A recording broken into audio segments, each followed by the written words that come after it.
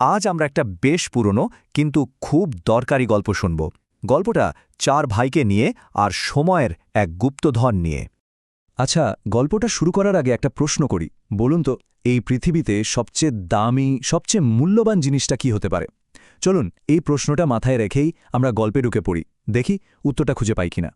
এক ছোট্ট শহরে নিজেদের আনন্দ আর স্বপ্ন নিয়ে থাকত এই চার ভাই। একসাথে স্কুলে যাওয়া, একসাথে খেলাধুলা, পড়াশোনা সবকিছুই তারা একসাথেই করত। বেশ হাসিখুশি একটা পরিবার। এই চার ভাই কিন্তু স্বভাবে ছিল একদম চার রকমের। যেমন ধরুন, বড় ভাই প্রিয়াংশু, সে ছিল একেবারে ঘড়ির কাঁটা ধরে চলা মানুষ। নীলাংশু আবার একটু চুপচাপ, খুব গভীর চিন্তা ভাবনা করতে ভালোবাসত। প্রিয়ম, তার তো সারাদিন খেলাধুলা ছাড়া আর কিচ্ছুই মাথায় আসত না।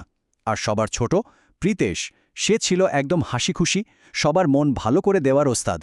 তো গল্পের মোড়টা ঘুরল ঠিক এখান থেকে। একদিন স্কুলে ঘোষণা হলো যে একটা বড় বিজ্ঞান প্রদর্শনী হবে, আর চার ভাই মিলে ঠিক করল তারা একসাথে মিলে দারুণ একটা প্রজেক্ট বানাবে। প্রথম দিকে তো সবার মধ্যে ঝোম উৎসাহ, কিন্তু প্রিয়াংশু, যে কিনা সময়ের দামটা বুঝত, সে বলল, দেখো, আমাদের কিন্তু আর দেরি না করে কাজটা শুরু করে দেওয়া উচিত। কিন্তু প্রিয়ম, যার মনটা সারাক্ষণ খেলার জন্য উড়ু উড়ু, সে ভাবল, এত তাড়া কিসের? সে বলে উঠল, আরে এখনও তো অনেক সময় পড়ে আছে। ব্যাস, এখান থেকে কিন্তু গড়বড়টা শুরু হলো। প্রিয়মের এই কথাটা বাকিদেরও বেশ মনে ধরল। এমনকি যে নীলাংশু এত চিন্তাভাবনা করে, সেও বলে বসল, ঠিক আছে, কাল থেকেই না হয় শুরু করা যাবে। আর প্রীতেশ, সে তো খেলার কথা শুনলেই এক পায়ে খাড়া। কাজ ফেলে রেখে সবাই মিলে আবার খেলায় মেতে উঠল। আর এভাবেই খেলতে খেলতে হাসতে হাসতে কখন যে প্রথম দিনটা ফুরিয়ে গেল কেউ টেরই পেল না। প্রজেক্টের কিন্তু এক বিন্দুও কাজে গয়নি। শুধু কি প্রথম দিন? না, তার পরের দিনটাও ঠিক একইভাবে কেটে গেল। তাদের খেলা চলতেই থাকল, আর দামি সময়গুলো হাতের ফাঁক দিয়ে বালির মতো ঝরে যেতে লাগল। আর তারপর হঠাৎ করেই সেই রাতটা চলে এলো, প্রদর্শনীর ঠিক আগের রাত।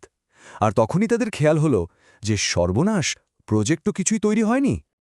এখন ভাবুন তো, এই অবস্থায় ভাইগুলো কি করবে? হাতে একদম সময় নেই। কি হতে চলেছে এরপর? চারজনের মুখেই তখন দুশ্চিন্তার কালো মেঘ।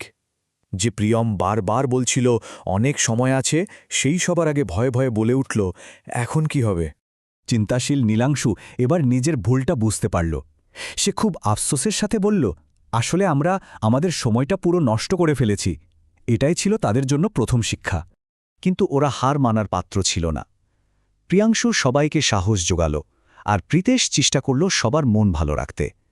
চার ভাই মিলে সেই রাতে এক মুহূর্ত না ঘুমিয়ে সারা রাত ধরে কাজটা শেষ করল।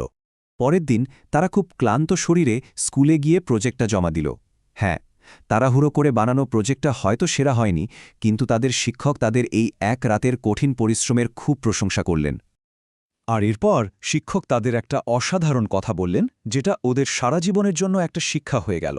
তিনি বললেন, সময়কে সম্মান করলে সাফল্য আরও বড় হয়। ভাবুন তো একবার, কি গভীর একটা কথা। এই একটা বাক্যই যেন ওদের চোখ খুলে দিল। সেদিন বাড়ি ফেরার পথে চার ভাইয়ের মুখে কোনো কথা ছিল না। প্রত্যেকেই নিজের ভুলটা হাড়ে হাড়ে বুঝতে পারছিল। সবার মাথায় শুধু শিক্ষকের বলা ওই কথাটাই ঘুরপাক খাচ্ছিল। বাড়ি ফিরে তারা সবাই একসাথে বসল আর কয়েকটা জরুরি সিদ্ধান্ত নিল। তারা ঠিক করল, আজ থেকে আর একটুও সময় নষ্ট নয়। যে কোনো কাজ করার আগে ভালো করে পরিকল্পনা করবে, আর সবচেয়ে জরুরি হল খেলা আর কাজের মধ্যে একটা সঠিক ব্যালেন্স রাখবে। সেদিন চার ভাই সত্যি সত্যি বুঝতে পারল, আমরা যে প্রশ্নটা দিয়ে এই গল্পটা শুরু করেছিলাম তার আসল উত্তরটা কি। তারা শিখল, সোনা, দানা বা হিরে নয়, জীবনের সবচেয়ে বড় গুপ্তধন হল সময়। আসলে গল্পের শেষে এটাই তো আসল সত্যি, যে সময়কে ঠিকমতো কাজে লাগায়, সময়কে সম্মান করে, সময়ও কিন্তু তাকে ঠিকই তার সম্মান ফিরিয়ে দেয়, সাফল্যের একেবারে শীর্ষে পৌঁছে দিয়ে। তো এই চমৎকার ভাবনাটা নিয়েই আজকের গল্পটা এখানেই শেষ করা যাক।